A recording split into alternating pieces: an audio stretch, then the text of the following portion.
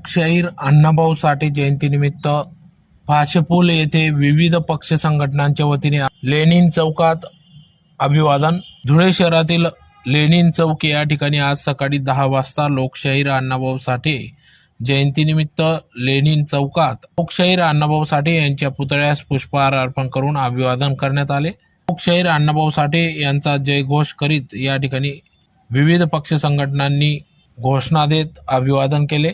तर यावेळेस